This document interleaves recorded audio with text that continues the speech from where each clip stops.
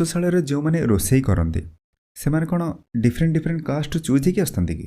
ମହାପ୍ରଭୁଙ୍କ ରୋଷେଇ କେବଳ ସୁଆର ଏବଂ ମହାସୁଆର ସେବକ ହିଁ କରନ୍ତି। ଅଙ୍ଗାର କାଢିବା ପାଇଁ ଅଙ୍ଗାରୁଆ ସେବକ ଥାନ୍ତି, ପାଣି ବଢେଇବା ପାଇଁ ପାଣିଆ ସେବକ ଥାନ୍ତି। କିନ୍ତୁ ମହାପ୍ରଭୁଙ୍କ ଯୋଉ ରୋଷଶାଳା ଭିତରେ ଯୋଉମାନେ ରୋଷେଇ କରନ୍ତି ସେମାନେ କେବଳ ହେଲେ ସୁଆର ଏବଂ ମହାସୁଆର ସେବକ।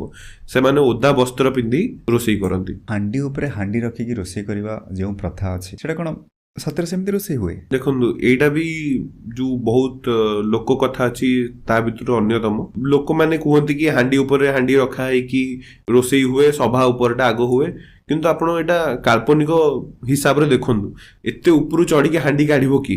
ମ୍ୟାକ୍ସିମମ୍ ଟୁ ମ୍ୟାକ୍ସିମମ୍ 2ଟା ହାଣ୍ଡି ଥୁଆ ହେଇକି ଏକାଠି ରୋଷେଇ ହୁଏ। ବହୁତ କିଛି ଥାଏ ମେଜରମେଣ୍ଟ ତାର, ସେଇ ହିସାବରେ ହିଁ ରୋଷେଇ ହୁଏ। ଏଇ ଯୋଉ ହାଣ୍ଡି ଉପରେ ହାଣ୍ଡି ଥୋଇବାଟା ଏଇଟା ବି ପନିପରିବା ଅଛି ଯାହା ମହାପ୍ରଭୁଙ୍କ ଉଦ୍ଦେଶ୍ୟରେ ସମର୍ପିତ ହୁଏନି, ଯେମିତି କି ଆଳୁ, ଟମାଟୋ, ଭେଣ୍ଡି। ତ ଏଇଗୁଡା